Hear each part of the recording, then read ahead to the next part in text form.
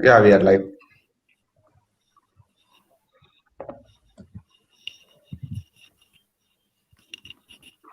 Unmuted, please. Sorry. Good afternoon, our distinguished guests, our college president, Thiru S. Madhapa Chettiar sir, secretary, Dr. G. Selvanathan sir, principal, Dr. S. Usharani ma'am, director, Professor R. Panniselvam sir, our department staff and colleagues, all teaching and non-teaching staff faculties, my dear students, and my young and energetic and charming resource person, Mr. VISHAAL K.M., and all the participants from India and abroad. It's great pleasure and honor for me to extend a hearty welcome to all on behalf of SIVT College, Chennai, for the international webinar on cybercrime and defense mechanism in data security, organized by the Department of Commerce, SIVT College Self-Finance, and in association with Student Affairs of our college. SIVT College, that stands for a South Indian One-Year Educational Trust, owes its birth to the far-sighted vision and vigorous initiative of the late Honorable Justice Thiru S.A. Ayasami Chettiar. SIVT College of Arts and Science came into being with a site of 28 acres at Gaurivakam, Chennai in July 1966. During the academic year 1992-93, our college started shift to self-finance wing. The college offers 8 UG programs and 2 PG programs under aided stream, and the self-finance stream offers 10 UG programs and 2 PG programs. The Department of Commerce of Self-Finance is the biggest department with 3 sections, providing efficient and quality education in commerce since its inception in the academic year 1999-2000. Highly experienced and dedicated faculties are the strength of the department. And today, on commemorating the birth anniversary of Dr. APJ Abdul Kalam sir, whose birthday is marked as the World Student Day, which was declared by the UNO, our department have organized this webinar especially for the students, as nowadays they are involved in online classes and they should know more about the cyber attacks and its awareness. And so this webinar is related to the cybercrime and defense mechanism in data security. I now request Professor Lindsay Catherine to give an introduction to the resource person, Mr. K.M. Vishal. Thank you, ma'am. Thank you, ma'am. Thank you, ma'am. Hello, everyone, and very good afternoon to everyone present here. Today, the webinar is going to be very interesting because it is going to address the cybersecurity and related things with cybersecurity. So, today's webinar is marking the World Students' Day, commemorating the birth anniversary of Dr. APJ Abdul Kalam. And to make it even meaningful, the speaker for the day is also an young, energetic person, Mr. K.M. Vishal, who is a senior technical associate, certified ethical hacker, and very much happy to have him here. So, excuse me. Mr. K.M. Vishal is a certified ethical hacker by EC Council US and also referred as a white hat hacker who systematically attempts to inspect network infrastructure with the consent of its owner to find security vulnerabilities. Also, he has been certified by various top security vendors in various platforms like endpoint, perimeter, and data security. And he has total 5+ years of experience in cybersecurity and risk services in IT industry. And he has lot of certifications, and to name a few: EC Council Certified Ethical Hacker, McAfee Product Specialist for E-Policy Orchestrator, and McAfee Product Specialist Data Loss Prevention Endpoint, and so on. So he has lot of credits to his certifications. Regarding his professional experience, he's been associated with Wipro Technologies in the department Managed Security Services from the year 2015 to 18. And currently now he is associated with Tata Communications Limited in the Department of Cyber Security and Risk Services. And the clients he is undertaking now, like Government e-Marketplace, State Bank of Mauritius, Fortis Healthcare, Godrej Housing Finance, Tata Motors, and many domestic customers. And his accomplishments are many, and he has also been interested in certification courses of Business English Certificate Preliminary in the University of Cambridge, and also Business English Certificate Vantage University of Cambridge. So apart from all these professional details, he is also a very passionate dancer who is also interested in photography and many things. So we are very happy to have him on board for today's webinar, to have such a multi-talented person for embarking the World Students Day. Thank you. Over to you, Mr. Vishal K.M. Thank you, ma'am. So thanks for a wonderful introduction, Thank Lindsay, you so ma'am. much. I would like to thank the management of SAVT College, Chennai, and Department of Commerce and Association of Student Affairs. I also extend my hearty thanks to Dr. M. Vijayalakshmi for giving me an opportunity um, to enlighten the participants on awareness for students, especially on cyber security, cyber crime, and defense mechanism in data security. So that one very important commenting on the international webinar commenting on the birth anniversary of Dr. APJ Abdul Kalam, which has been declared as the Students' Day, World Students' Day. So we'll shortly start the session. Currently, I will just give an brief about that. Like you can share me any comments or any kind of questions which you have in between the session. You can just share it in the comment section, so which I will be showing it to the larger audience, and I would explain that. So just for an example, for any clarifications, whichever you paste over there in the comment section, I would show that in the streaming place itself. So whatever you type there, I would explain the answers for that. So I'll just jump onto the session now. 1 minute. Removing. Yes. Fine. Hope everyone are able to see the screen. Fine. So today we're going to see about the cyber crime and the types of defense mechanism in place which would help us to fight against these kind of cyber crimes and cyber attacks. So our topic would be for the day, cyber crime and defense mechanism in data security. So to start with, what is cyber crime?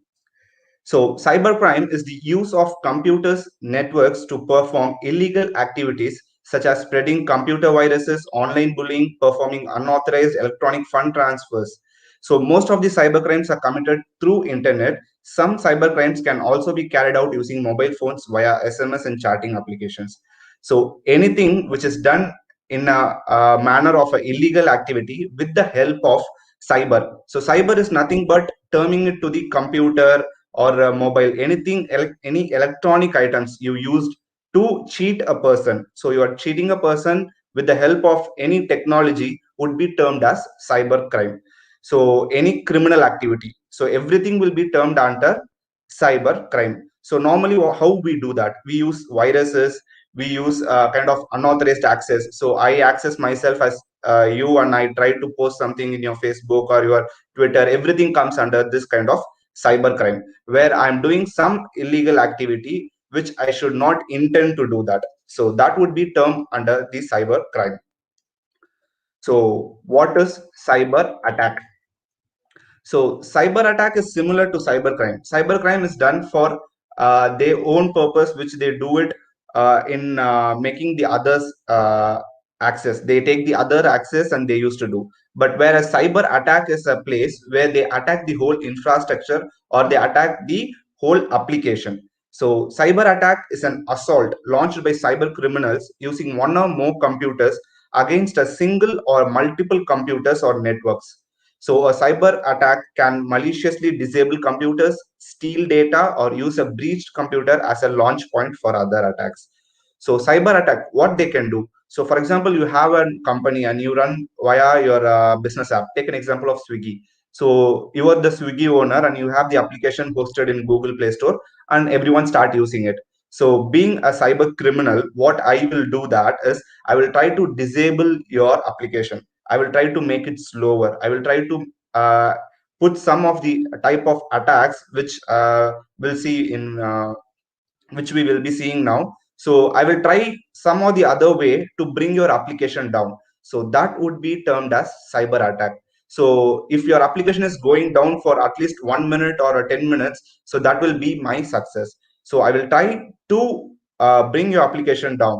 So whenever an hacker is trying to steal your data or try to stop your application from the access for the users, these all will be termed under cyber attack. So any kind of assault which is done with help of one single computer or many computers, the hacker can use n number of computers. So with those help, the criminal would be able to create an attack towards your infrastructure. So that would be termed as cyber attack. So what is hacking? So to start with this basic things, you need to know what is hacking, who is a hacker, how he does, everything should be very familiar to you. So hacking is an attempt to exploit a computer system or a private network. It is nothing but an unauthorized access to or control over computer network security systems for illicit purpose. So hacking, it's just an attempt of exploiting. Exploiting is nothing but trying to find a weakness in your machine and I will try to exploit it.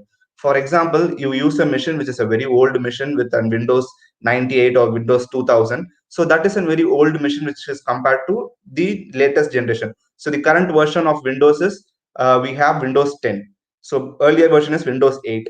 So but still, if you're using an older version of Windows 2007 or Windows 98, Windows 2000, so these are kind of vulnerable OS. So if you are still using that, and I know that you are using those old systems, so I will try to exploit your machines and I will try to put some virus in your machines and I will try to steal your data. So this is how the criminal will be able to get the access of your machine, and that term is known as hacking. It can be an unauthorized access, or he will directly control your machine. So any kind of uh, attempt to exploit an existing vulnerability in your machine will be termed as hacking. So who is a hacker? So the person who finds the vulnerability on your machine and who tries to exploit your weakness in your computer systems, or it can be a network to gain access, that person would be termed as hacker. So it's just the criminal, the person who is trying to hijack your machine or try to get access of your machines, that particular person would be known as hacker. So hackers are usually skilled computer programmers with knowledge of computer security. So hacker can't be a very normal person. If a hacker is trying to steal your data, he will be a very good skilled computer programmer where he will know all the securities in your machines. He will know how to do it. He will know scripting. He will know Python, HTML, C, everything he will know. Because unless until he knows everything about the computer, he will not be able to successfully gain access to your machine. So hacker, to be a hacker, there should be a lot of back end work which he will be doing, because he need to understand everything before doing any illegal activities, or else it's very easy to find a hacker or he will not be able to reach your mission. So unless until he's a very good skilled programmer, he will not be able to do any kind of hacking. So you need to know that before. So we saw what is cyber attack, what is cyber criminal, and we saw who is a hacker. So let's see how they do that. So being a hacker, how he is trying to get into your mission, or what are the types where he will try to get your mission access and all. So we'll see few types of cyber crimes here. So first one, will start with man in the middle attack, which we call it MITM attack. So MITM attack occurs when a hacker inserts himself between the communication of a client and a server. Here are the common types of few we'll see, like session hijacking. So once you see the picture, right? So here you can see the normal connection, which will be like server to client communication. So whenever a client is nothing but a user. So if you are trying to access any of the server can be Flipkart, Amazon, it can be a Google Pay. For example, we'll take an example of Google Pay here. So where the Google Play is the server and client will be the user. So what the user will do is the user will try to get access to the Google Pay. So at that point of time, the hacker will come into place and the man in the middle. So what he does is he will hijack your session. When you're trying to make an access to the Google Pay, he will just pretend himself as the same IP address. So if you see, whenever you enter into internet, you will be assigned an IP address. So how internet works is he understands only by the IP address. He doesn't know your name, your mobile number, anything. He just know your IP address. So the hacker, what he does is he will understand your IP address, or he will find your IP address and he will pretend himself as the IP address. So what he does is once you send the data, like once you give your UPI ID to the server, at that point of time, the hacker will hijack your session and he will directly take the session in his mission. So your mission will go like page not responding, and the next transaction will be going to the hacker. What hacker will do is he will hijack your session and he will pretend to be the trusted client for the server. So the server will understand only the IP address. So at that point of time, what the server will does is server will reply back to the IP address, where the IP address will be hijacked by the hacker. So hacker will get the full access of your mission. So these kind of attacks are known as man in the middle attack. So session hijacking is nothing but an attacker hijacks a session between a trusted client and the network server. The attacking computer substitutes its IP address for the trusted client while the server continues the session, believing it is communicating with the client. For instance, the attack might unfold like this. So this is how the IP address will be hijacked by the hacker, and the server will not understand that, and server will just reply back to the hacker stating that will be the user. So this is one of the type in cyber crimes. So let's move on to a few more. Electronic money laundering. So electronic money laundering is nothing but which involves the use of computers to launder money. So which is nothing but laundering. So what normally is meant as laundering? So laundering is nothing but it is kind of um, changing your money, like foreign exchange.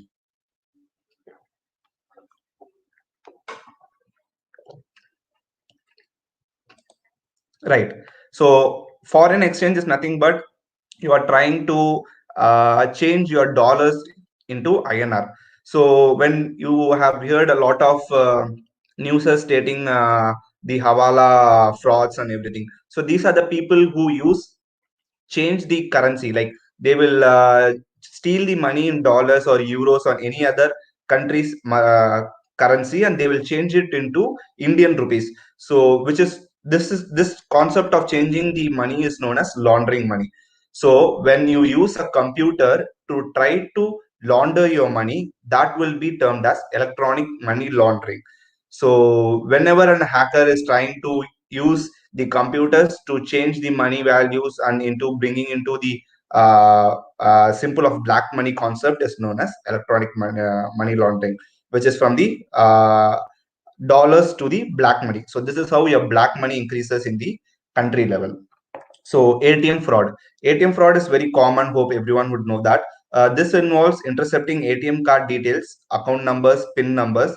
These details are used then by withdraw funds from the intercepted accounts. So in late 2010s or 2015s, you would have seen a lot of news stating ATM frauds. So what is ATM fraud is nothing but they keep some gadgets in the place of your system in your ATM machines, where once you insert your ATM card, so that will be recorded by the gadget and that information would be given to the hacker.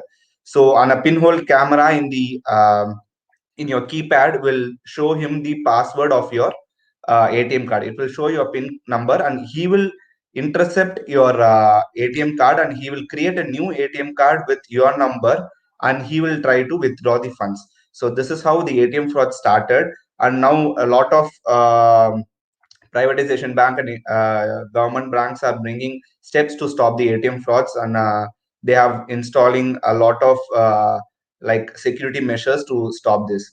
Still, ATM frauds were very high in late 2010s and 2015s. So electronic fund transfer is nothing but involving gaining an unauthorized access to bank computers and making illegal fund transfer. This is nothing but getting access to your internet banking. So they get your passwords and your usernames, and they will try to log in as an internet banking user, and they will try to move the funds, and they transfer the funds. That's how the electronic fund transfer happens. You get a lot of fake calls. In nowadays, you can understand like a lot of fake calls you get, like stating, I'm from the bank, your ATM card has been blocked. I would request you to share the CVV number, PIN number to us, and they will ask for the OTP, and they will steal your data. That's how the current cyber bullying is done in the mobile networks. So they just call you, and they will pretend you as they're from the bank, and they will ask for your CVV number, and they will ask for your OTPs.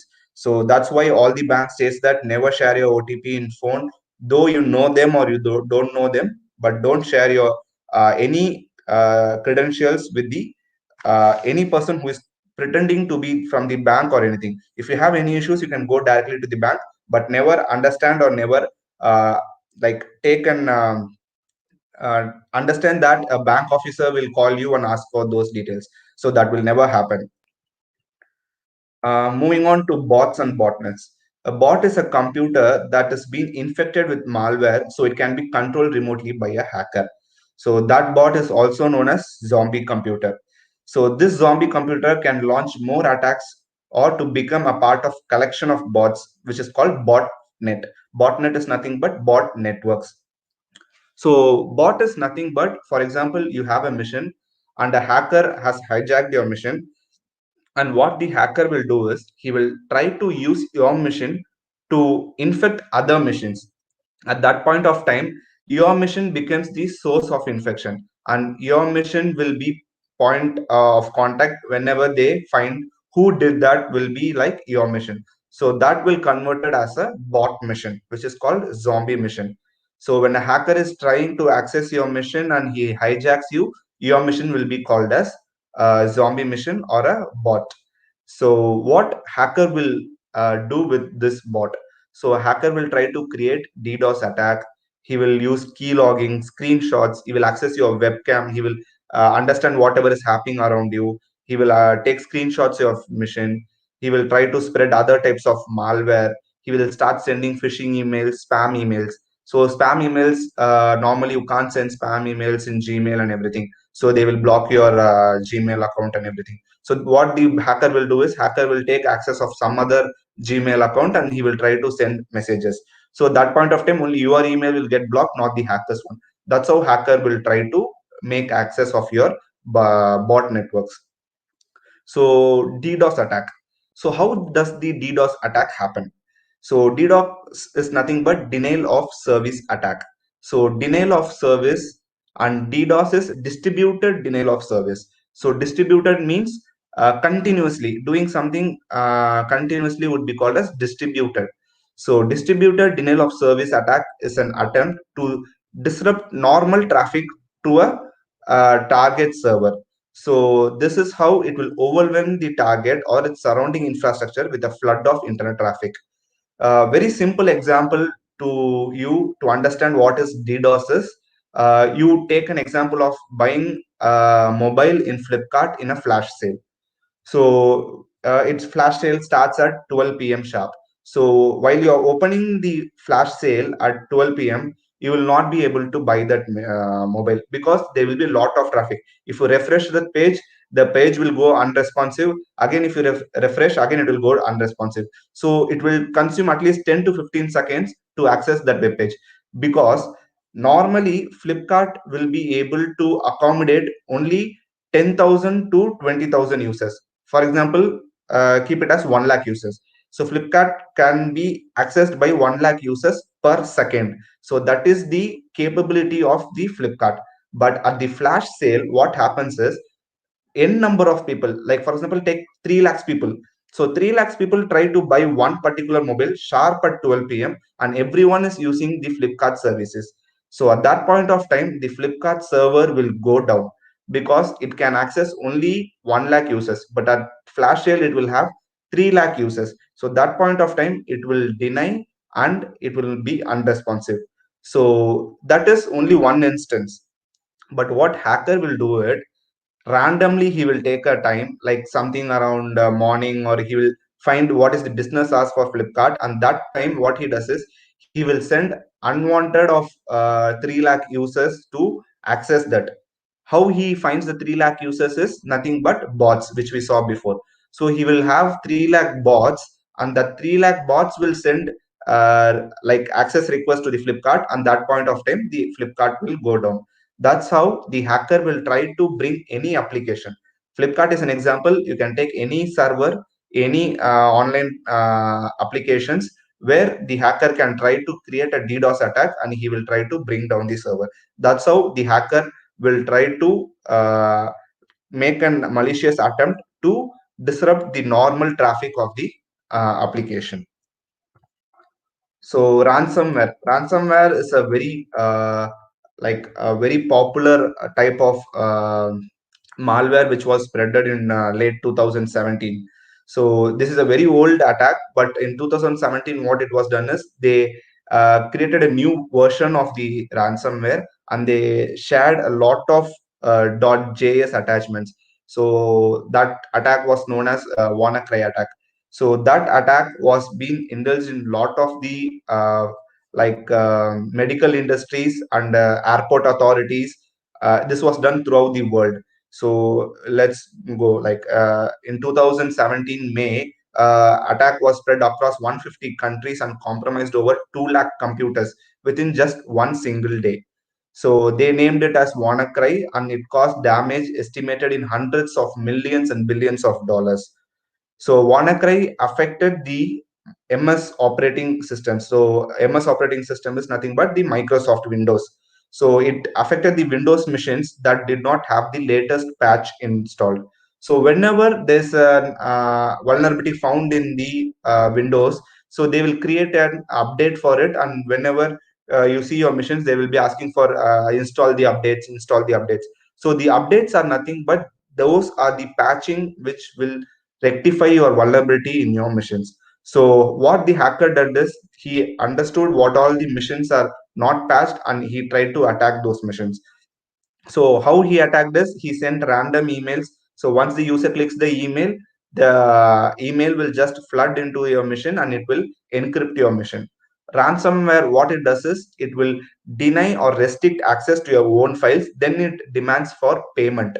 So payment would be done via cryptocurrencies. This doesn't use any kind of single money. Wherever the cyber attacks are happening, they use cryptocurrencies, because cryptocurrencies do not have any physical value. It's just a digital money. There is no physical money for it. It's a digital money, and it is common throughout the world. So it is not in dollars or euros or Indian money. So it's just in cryptocurrency where they use the digital money. So what it does is it will encrypt your machine, and once you open your machine, you will just see this page. Like in right side, you can see your files are encrypted. So to get the unique key, click next. So next it will show how much Bitcoin you need to pay. You need to pay your Bitcoin. Once you pay your Bitcoin, they will give you one 16 digit or 20 digit key, and you can paste that and you can encrypt it. That's how it works. They demand for money while blocking the access for your machine. So that is where it is called ransomware. So ransom is nothing but demanding the ransom, like to give money to use your machines. That's how ransomware attack happened. So moving on to data security. So we have understood what is cyber crime, what is cyber attacks, how they do, and few types of cyber attacks as well. So let's move what is data security and how data security happens. Okay. Okay, so data security refers to the process of protecting the data from unauthorized access. So, and the data corruption throughout its life cycle. So, data security includes data encryption, hashing, tokenization, key management, and everything to protect your data. So, how you protect your data? That is simply called as data security. So it will protect your data from unauthorized access. So if you are the owner of the data, only you can access it, your friend cannot access it. So that is the place where data security comes into picture. So let's see what is CIA Triad. So CIA Triad is a very important concept which is used in data security, where data security is nothing but an club of integrity, availability, and confidentiality. So confidentiality is nothing but it means that the data, object, resources are protected from unauthorized viewing and other access. Confidential is nothing but it should be confidential only to the person who can see it. It should not be available to unauthorized access. So that is confidentiality. What is integrity? Integrity measures protect information from unauthorized alteration. These measures provide assurance in the accuracy and completeness of the data.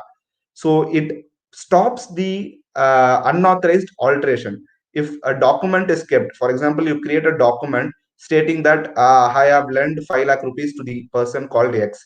So there should not be any alteration changing that 5 lakh into 8 lakh or 10 lakh. So that kind of alteration should not be done to the data. So that is where integrity comes into place. And availability is nothing but in order for an information system to be useful, it must be available to authorized users only. So information, for example, I have the information ready, but that is not available to the authorized person, is totally waste. So wherever your information is there, your data is there, it should be available to the person always. I can't say that your data is safe but you can't see it now. So that is not the concept how we secure the data. So data should be secured and it should be available for the authorized user always. So that's where the availability comes into picture. So confidentiality is keeping it confidential. Integrity means it is stopping from unauthorized alteration, changing the data. Integrity will be part of that, and availability is that your data should be available for the person forever. Like whenever the authorized person comes, he should be able to access the data. So that's where availability comes into picture. Okay, we'll see what is regex. So I know that data is important. How does the computer knows? Computer doesn't understand our language. There should be a language for the computer to understand what is important and what is not important. So regex is a language for the computer. It is regex is nothing but a regular expression. So it is a rational expression as well. So regular expression is a sequence of characters that defines a search pattern, mainly for use in patterns matching with strings and string matching. So regex are used in data security, Google Analytics, URL matching, and in many data filtering scripts. So this is a language where your system understands whatever you type. How does the Google search work? Like for example, you search what is the IPL score today. So what it does is it will understand your search IPL score and it will search for all the websites. So it will not directly search your data like IPL. It will have a digital format which is known as regex. We'll see this example. I have given an example for Aadhaar number. So I am saying that Aadhaar number is very confidential to my organization. For example, you are all students. So I will take an example of your SIVT college itself. So your college gets your information. College gets all your Aadhaar numbers and they will store in their mission. So what your college does is it will store everything in an Excel or it will store in their servers and they will keep it. For example, an hacker comes into your college network and he will try to steal all your Aadhaar number. So that is place where your uh, college should have certain security measures to make your Aadhaar number safe. So how does they do that is they will have the data security tools where the data security tools they will specify that Aadhaar number should be secured. So how they understand the Aadhaar number is it is /D4/D4. So D4 is nothing but digital digits. So that is the digits. So 1, 2, 3, 4. Your Aadhaar number is a 12-digit number which has 4-digit space 4-digit space 4-digit. So D4/S would be the space and /D4 and /S and /D4. So this is how your 12 digit of Aadhaar number will be changed into the expression as /D4, where that will be understood by the computer. So for example, this is for Aadhaar number. For example, they say PAN card number is very confidential to us, so it should not be moved anywhere. So they will create an expression for PAN card as well. So PAN card also has such kind of PAN card is a 10-digit number. So first 4 digit would be alphabetical, then 3 number, then 1 number, 1 digit, and 4 numbers. So that will be created an expression, and that will be given feeded to the computer. So it will start analyzing what all is the important data for the organization, and it will stop the data breach in your organization. So these are kind of few data security tools which will be used to protect your data. So Forcepoint, Symantec, McAfee, these are all kind of large vendors which sell security applications. Even they sell McAfee antivirus is a very famous one. Most of us would have known. Symantec also is very famous for antivirus.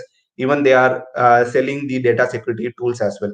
How they protect the data is like web protection, email, removable device, printer, application, screen capture, clipboard. So web protection is nothing but if you copy some data and you try to share it in post, like you are sharing it via Facebook, or you're sharing it via any in even in Gmail. If you're sharing, everything will be blocked via this web protection. Email protection for all the email protection.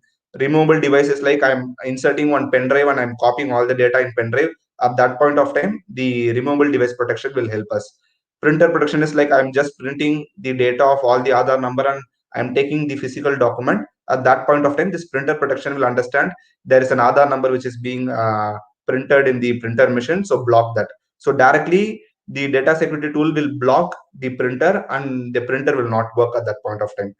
So application protection, screen capture. If anyone is trying to take a screenshot of your machine, at that point of time, if there is any confidential data like your Aadhaar number, PAN number in the screen, and you are trying to take a screenshot of it, at that point of time, it will block you. Clipboard is nothing but copy paste. If you try to copy and paste somewhere, that point of time, it will block. So these are all the protection times which is used in data security. So few data security regulations. So these are kind of the regulations used worldwide. PCI DSS is Payment Card Industry Data Security Standard, which is used for all the payment industries. So payment industries, if I take an example, it will be your Paytm, all your banking sectors, Google Pay, Amazon Pay. These are all kind of payment industry people. So they should have these standards in their company, then only they will get the certified of PCI DSS. Then they will be able to they will be eligible to create transactions by the users. So simply I can't open an payment industry and I will say you can put your card number and you can do payment. I should be authorized by this payment card industry data security standards. Then my company will be able to be a card industry, payment card industry. Similarly, we have HIPAA. HIPAA is nothing but Health Insurance Portability and Accountability Act.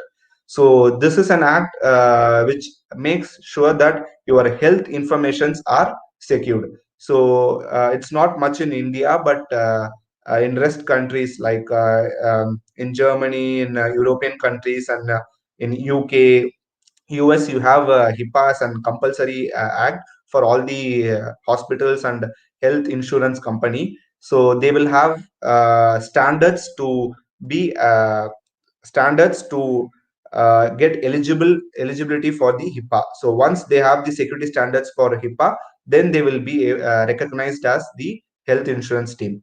Similarly, GDPR is General Data Protection Regulation. This is an European protection where the European citizen personal data like security number, your date of birth, email ID, IP address, account numbers, this all will be secured by the European government, and the government is practicing the GDPR concept, which is called General Data Protection Regulation. Okay. So let's see a very simple example so that everyone will understand how the data protection work. So we'll see is your WhatsApp data safe? So let's see how your WhatsApp defense mechanism is used. What is the defense mechanism WhatsApp is using to make your data safe. I guess everyone now in this current generation are part of WhatsApp. Everyone has an account in WhatsApp. So I know that most of the people doesn't know whether it is safe or not, or what is the mechanism they are using behind the WhatsApp. So let's give an example and we'll understand how the data security works.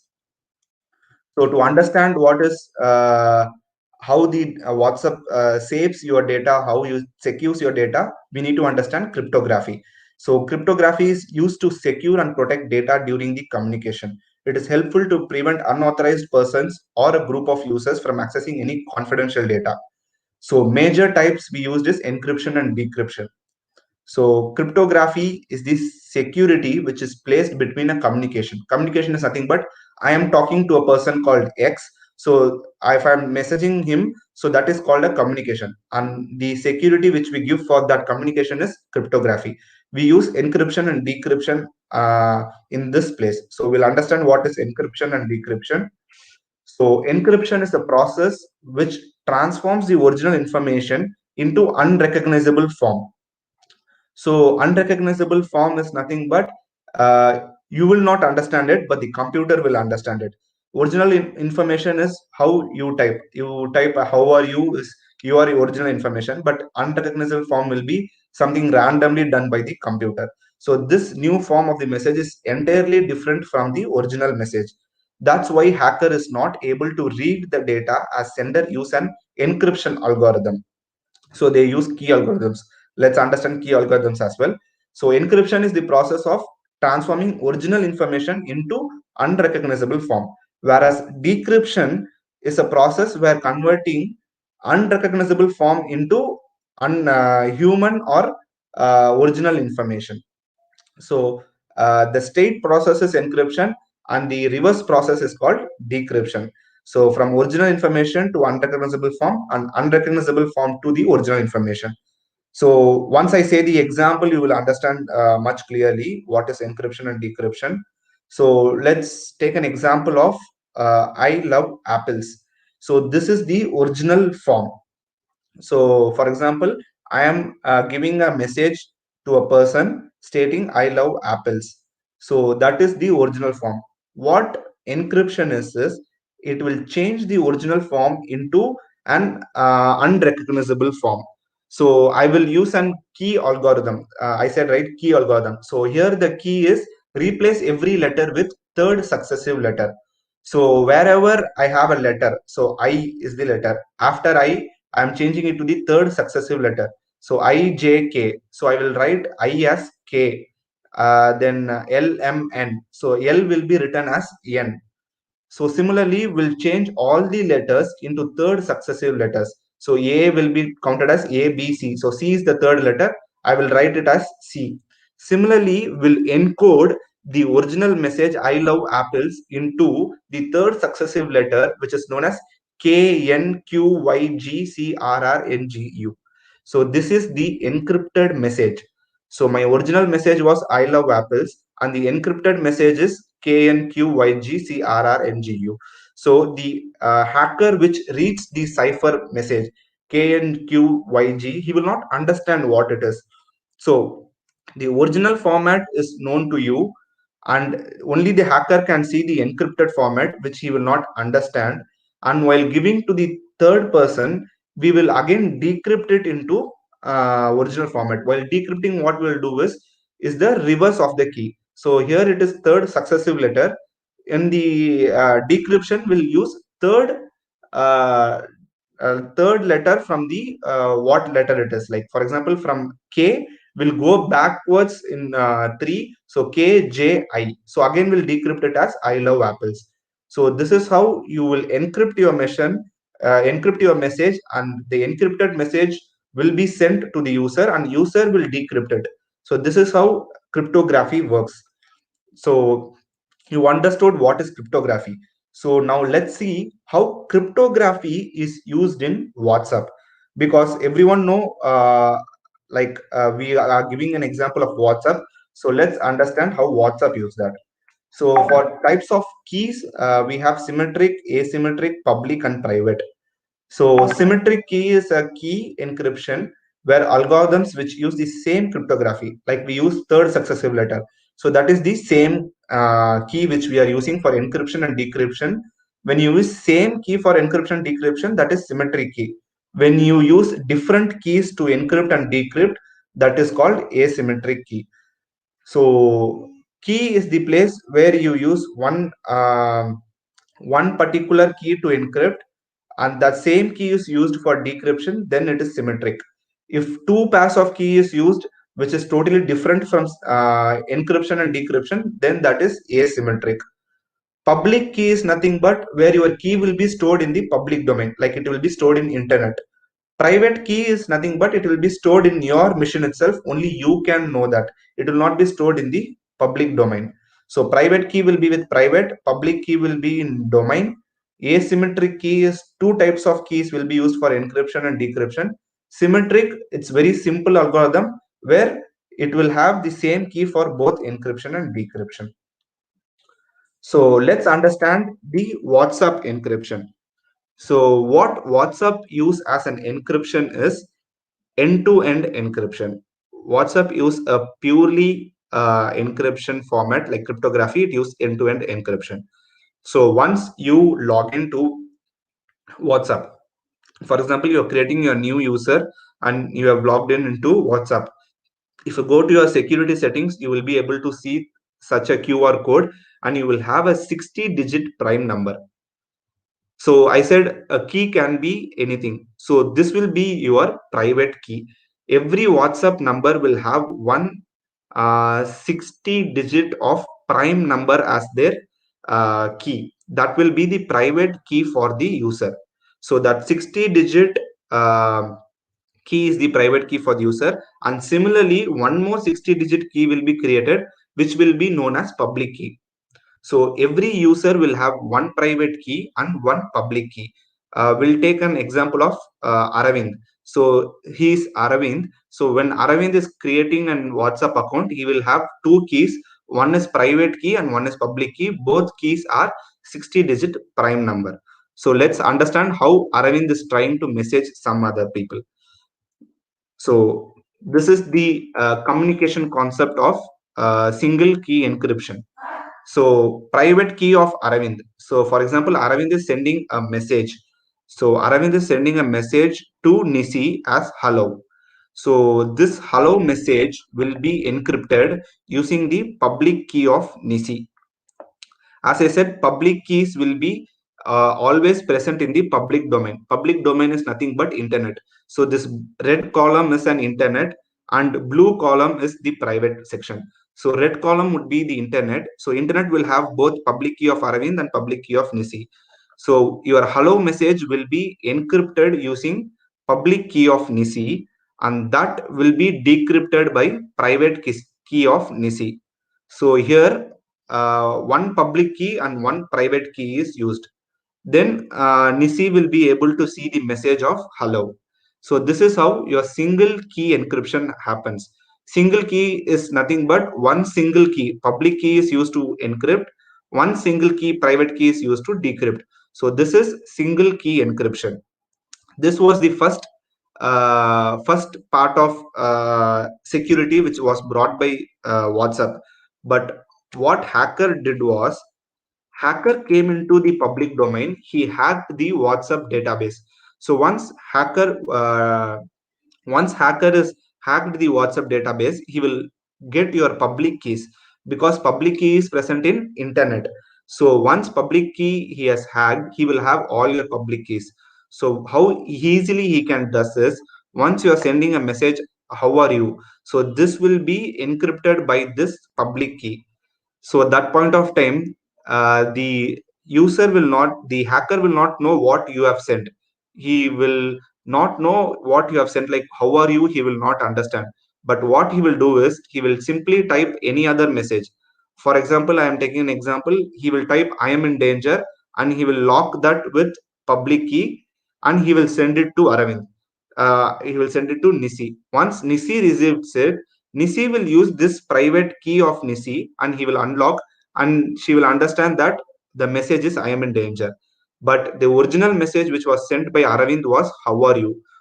hacker will hack this public key and he will change the data into something. For example, he will change the data into send me 2000 rupees and he will send an account number. So that message will go to Nisi, and once Nisi will unlock it, Nisi will see the message like send money to this account number, and she will share it. So that's where WhatsApp was not able to successfully do this kind of thing. So there were many hacking which was done in WhatsApp level because they were using single key encryption. So the hacker can directly come into internet, he can hijack all these public keys and he will change the data and he can share it. This was a very big flaw in WhatsApp when they were using single key encryption. So WhatsApp came into new mechanism which is called shared key encryption. So till now we were seeing single key encryption, only public key was used. If public key was hijacked by hacker, he can change it. But what WhatsApp did was WhatsApp created a new encryption called shared key concept.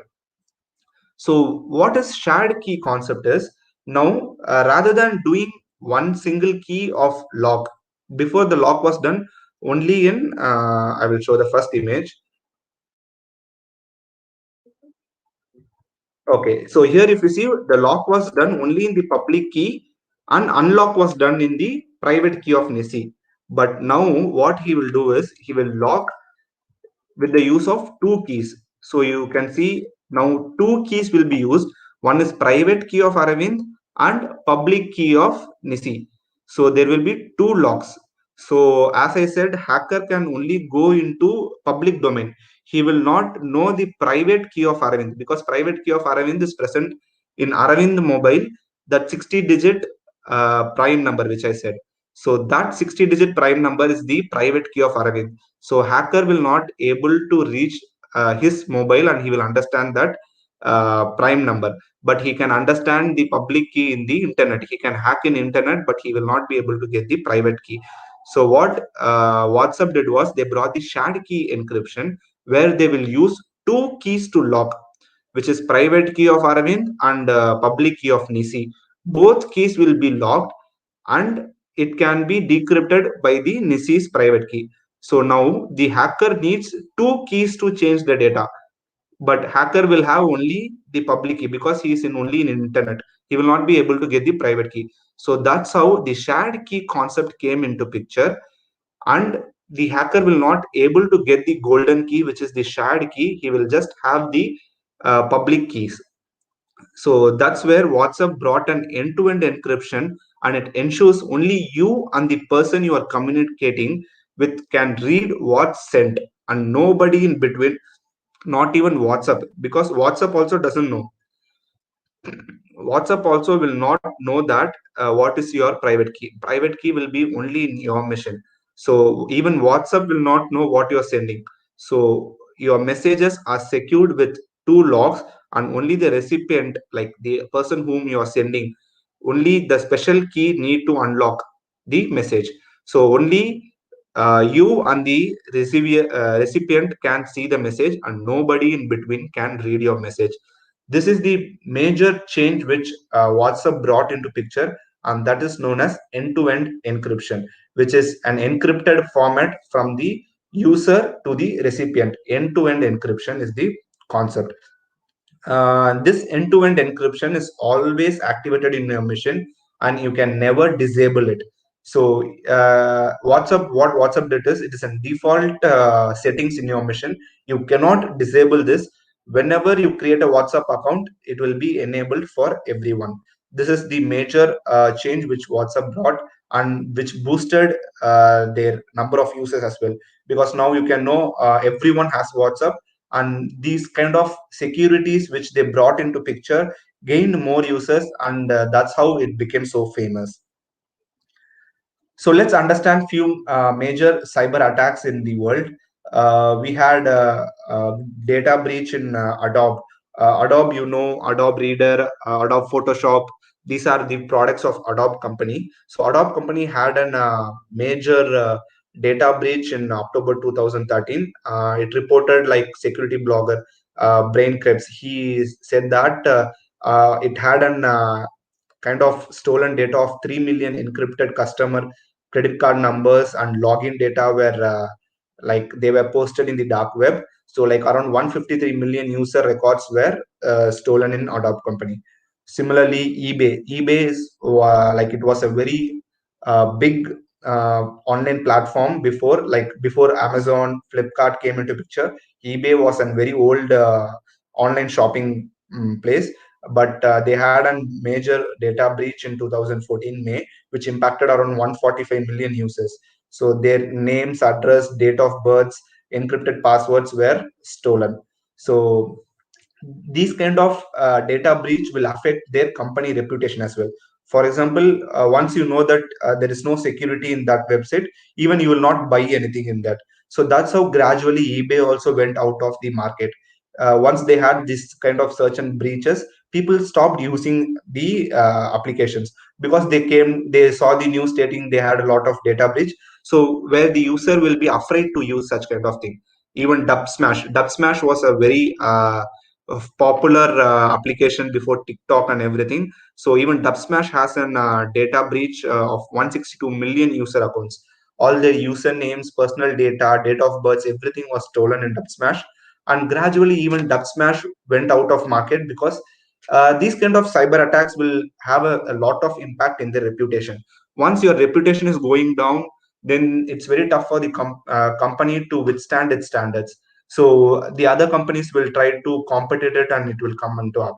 So these are kind of few major attacks which you can see in the past few years, which were impacted around more than million and billions of users. So thank you all. Thank you for having patience in the session, and stay home, stay safe, and stay secured. Whatever kind of questions, or any questions, or kind of any, even you can have any queries on how to be secured. If you have any queries, you can just post in the comment section, which I will be just showing it in the larger audience, and I will explain that as well. If you have any questions, you can just post it right now.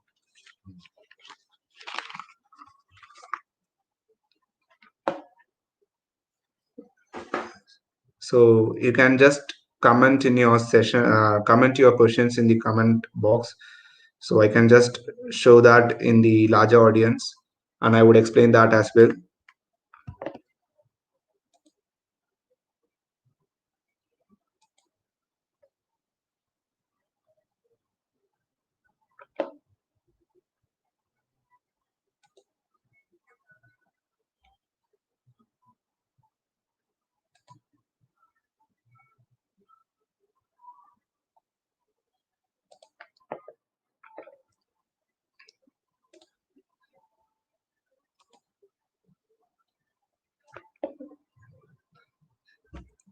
Any questions?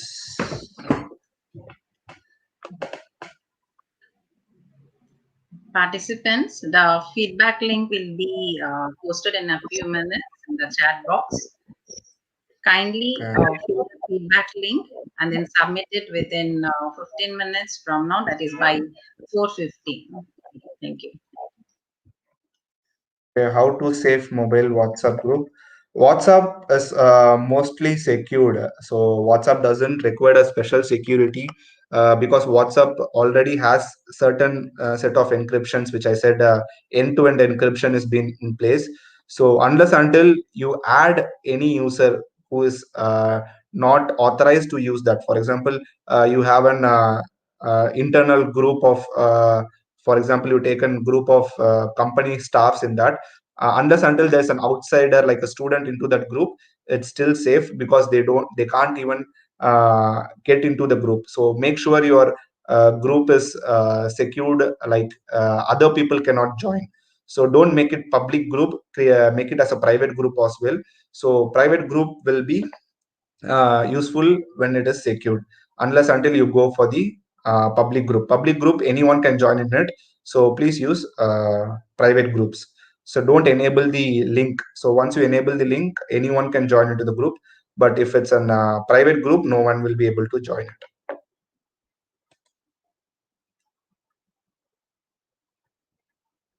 Okay, feedback link will be shared in 2-3 minutes. So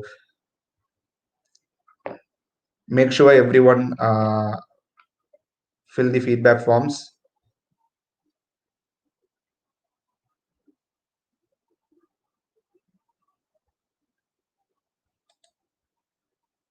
It is secure to keep our debit cards in silver foil paper because I have seen in Google that some are having machine that. Okay, so the chip is not kind of an it's not kind of unsecured. Normally, how it is like currently in latest debit cards and credit cards, what it is there is you have a Wi-Fi symbol in your credit cards and debit cards. That Wi-Fi symbol shows that there is an similar bandwidth which will be sharing continuously. Like you enable your Bluetooth. Whenever you search your Bluetooth, you will be able to find a nearby Bluetooth, right? Similarly, the card will always generate a similar frequency. That frequency will be read only by the receiver of the mission. So it's very it's good to have silver foil because silver foil will stop the frequency which is reaching it. That's an additional thing, but normally how it is like unless until you tap it, so you need to touch it physically. For example, if I have a card in my hand, so I need to touch the mission at least in a distance of like certain centimeters. Unless until the transaction will not happen. So if you're keeping it in your pocket, there should be a mission which is coming and touching your pocket. Then only the transaction will happen, and even the transaction limit is 2000, I guess. So every bank has a transaction limit of 2000 for that kind of security. So even if you have a silver foil, it doesn't make much difference. So it's better to avoid that kind of debit cards. If you have issues in that, you can directly ask your bank for an general debit card which they will share it. So the latest debit card will have that Wi-Fi symbol in it. If the Wi-Fi symbol is not there in your debit card, it's well and fine. You no need to have any silver foil in it. The chip doesn't transmit any bandwidth. Only the credit card with the credit and debit cards which has a Wi-Fi symbol will have this issue, not the other debit cards.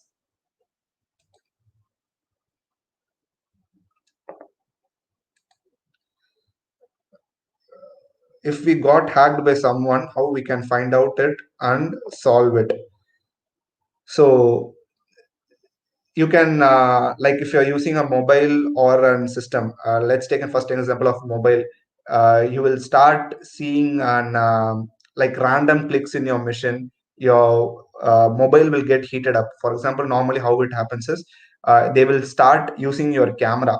Basically how they do is they will start using the camera. So once your camera is on for more than 15-20 minutes, automatically your mission will get heated in the camera section. So that is point of getting into mobile hacking. But in mobile hacking is very less in India, if you see. But laptop is like very simple. You can see your battery will drain out very fast.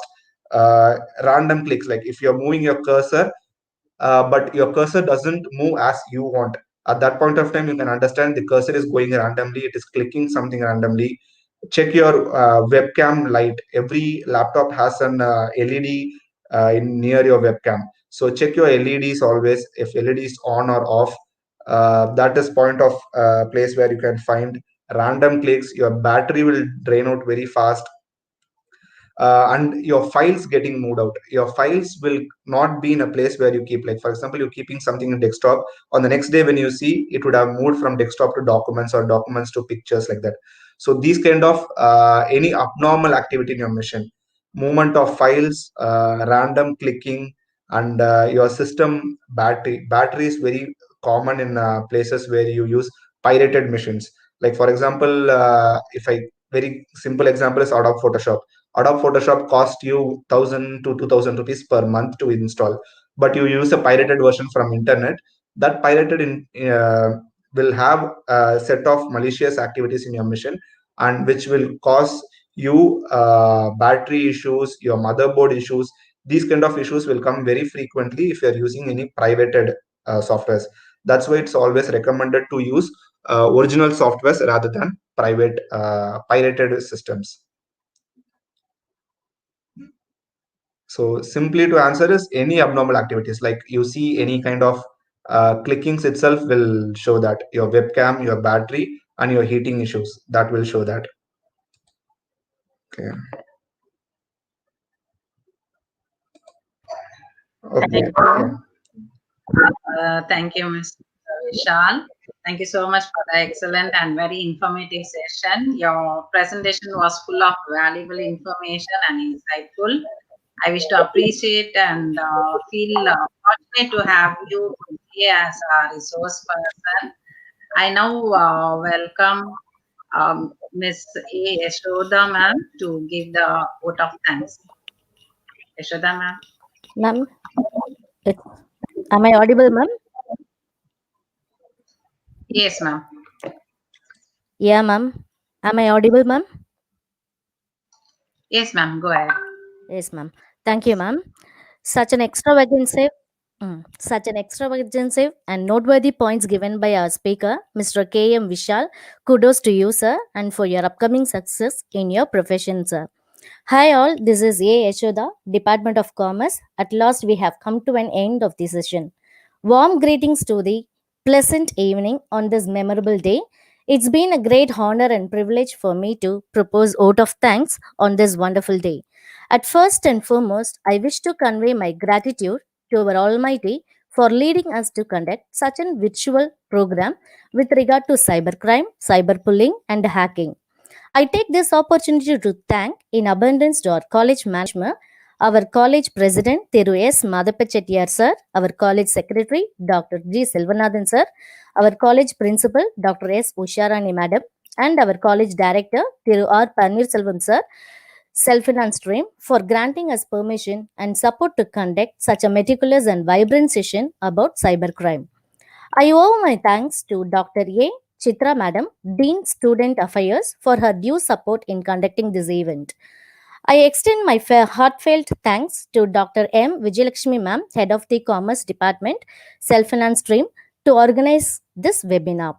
I wish to convey special thanks to our today's guest speaker, Mr. K.M. Vishal, being an appropriate person not only to create awareness about prevailing cybercrime, cyberbullying, hacking, bots and botnets, ransomware around us, and but also gave us guidance how to protect us from those crime like not to open any attachment from unknown source, antivirus updation, encryption, decryption, etc.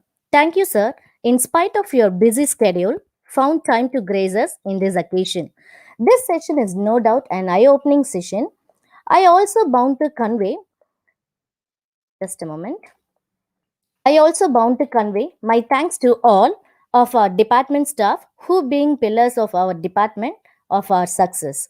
Dr. M. Vijayalakshmi ma'am, Assistant Professor and Head, Ms. A. Yashoda, Head myself, Dr. G. Arulselvam sir, Head, Mrs. T. Lebna Rani madam, Assistant Professor, Mrs. Uma Mageshwari madam, Assistant Professor, Dr. V. Archana Binju madam, Assistant Professor, Mrs. V. Satyashila madam, Assistant Professor, Mrs. S. Vachala Madam, Assistant Professor, Mr. R. Anandan, Assistant Professor, Mrs. J. Lindsay Catherine, Assistant Professor, and Mr. S. Jayaprakash Narayanan, Assistant Professor.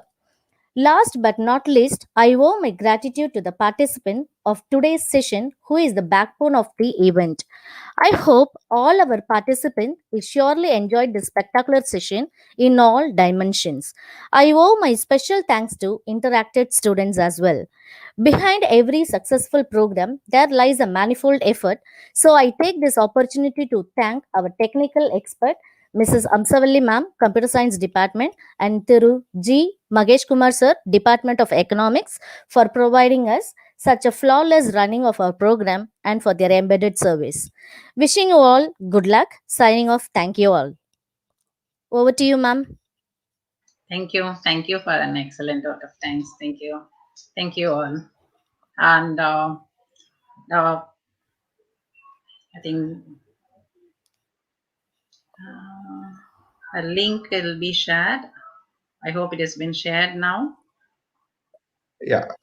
This has been shared, so you can just click on the feedback links. For The link has been. Saravanan, I would say that ethical hacking doesn't mean that you will start working on it. So, how to defend? So, just the basics and cybersecurity is how to defend. So, how you learn ethical hacking is that you should start defending that. As you said, defending is like that you should start your career in it. So unless until you start your career, you will not know how to do it. So only the basics will be learned always, because hacking is purely illegal and ethical hacking is legal. So if someone is teaching you for hacking, which means that can be used as legal and illegal. So the choice will be from the user side. So they will never teach you how to hacking at any point of time. But the thing is, you need to understand which is legal and which is not legal. Once you start your career, like I started a career as a cybersecurity expert in one of an organization. So once you start your career in particular organization, you will start knowing how things are being done. So once you know things are being done, then you will be able to do so. But still, when you do, it should be part of the company's organization, unless until the company allows you to do. If not, that will be termed into illegal activity, which will be against the law. So that's always important, that you should be bound by a company or someone.